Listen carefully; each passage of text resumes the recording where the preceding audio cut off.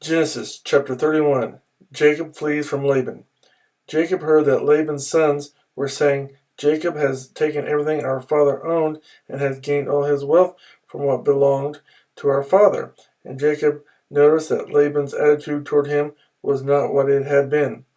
Then the Lord said to Jacob, Go back to the land of your fathers and to your relatives, and I will be with you. So Jacob sent word to Rachel and Leah to come out of the fields where his flocks were. He said to them, I see that your father's attitude toward me is not what it was before, but the God of my father has been with me. You know that I worked for your father with all my strength, yet your father has cheated me by changing my wages 10 times. However, God has not allowed him to harm me. If he said, The speckled ones will be your wages, then all the flocks gave birth to speckled young. And if he said, The streaked ones will be your wages, then all the flocks bore streaked young. So God has taken away your father's livestock and has given them to me. In breeding season, I once had a dream in which I looked up and saw that the male goats mating with the flock were streaked, speckled, or spotted. The angel of God said to me in the dream, Jacob. I answered, Here I am. And he said, Look up and see that all the male goats mating with the flocks are streaked, speckled, or spotted, for I have seen all that Laban has been doing to you. I am the God of Bethel, where you anointed a pillar and where you made a vow to me. Now leave this land at once and go back to your native land. Then Rachel and Leah replied, Do we still have any share in the inheritance of our father's estate? Does he not regard us as foreigners? Not only has he sold us, but he has used up what was paid for us. Surely all the wealth that God took away from our father belongs to us and our children. So do whatever God has told you. Then Jacob put his children and his wives on camels, and he drove all his livestock ahead of him, along with all the goods he had accumulated in Paddan Aram, to go to his father Isaac in the land of Canaan. When Laban had gone to shear his sheep, Rachel stole her father's household gods. Moreover, Jacob deceived Laban the Amorine by not telling him he was running away. So he fled with all he had, and crossing the river, he headed for the hill country of Gilead. Laban pursues Jacob. On the third day, Laban was told that Jacob had fled, taking his relatives with him. He pursued Jacob for 7 days and caught up with him in the hill country of Gilead. Then God came to Laban the Amorine in a dream at night and said to him, Be careful not to say anything to Jacob, either good or bad. Jacob had pitched his tent in the hill country of Gilead when Laban overtook him, and Laban and his relatives camped there too. Then Laban said to Jacob, What have you done? You've deceived me, and you've carried off my daughters like captives in war. Why did you run off secretly and deceive me? Why didn't you tell me, so I could send you away with joy and singing to the music of tambourines and harps? You didn't even let me kiss my grandchildren and my daughters goodbye. You have done a foolish thing. I have the power to harm you. But last night the God of your father said to me, Be careful not to say anything to Jacob, either good or bad. Now you have gone off because you long to return to your father's house. But why did you steal my gods? Jacob answered Laban, I was afraid, because I thought you would take your daughters away from me by force. But if you find anyone who has your gods, he shall not live. In the presence of our relatives, see for yourself whether there is anything of yours here with me, and if so, take it. Now Jacob did not know that Rachel had stolen the gods.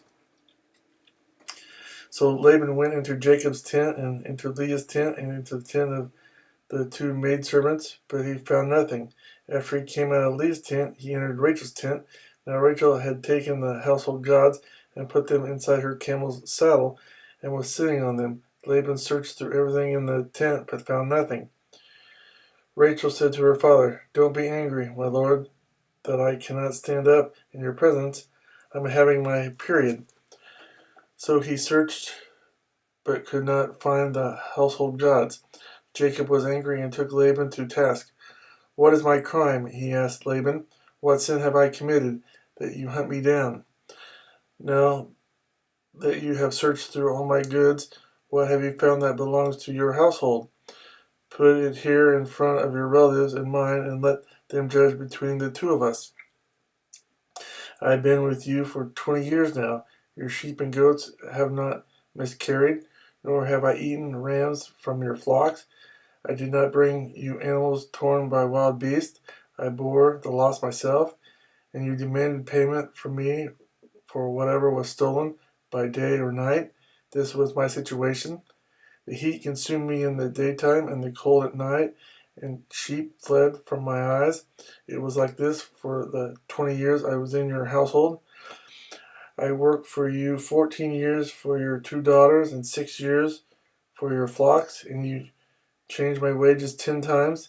If the God of my father, the God of Abraham, and the fear of Isaac had not been with me, you would surely have sent me away empty-handed. But God has seen my hardship and the toil of my hands, and last night he rebuked you.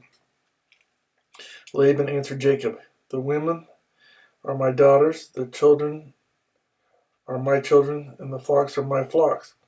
All you see is mine. Yet what can I do today about these daughters of mine, or about the children they have borne? Come now, let's make a covenant, you and I, and let it serve as a witness between us. So Jacob took a stone and set it up as a pillar. He said to his relatives, gather some stones. So they took stones and piled them in a heap, and they ate there by the heap. Laban called it Jegar Sahadutha, and Jacob called it Galeed. Laban said, this heap is a witness between you and me today. That is why it was called Galeed.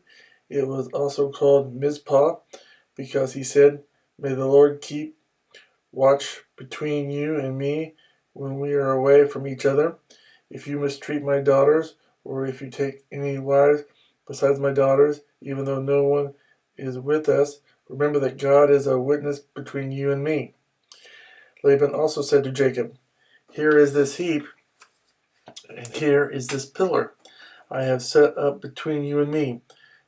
This heap is a witness, and this pillar is a witness that I will not go past this heap to your side to harm you, and that you will not go past this heap and pillar to my side to harm me. May the God of Abraham and the God of Nahor, the God of their father, judge between us. So Jacob took an oath in the name of the fear of his father Isaac. He offered a sacrifice there in the hill country and invited his relatives to a meal. After they had eaten, they spent the night there. Early the next morning, Laban kissed his grandchildren and his daughters and blessed them. Then he left and returned home.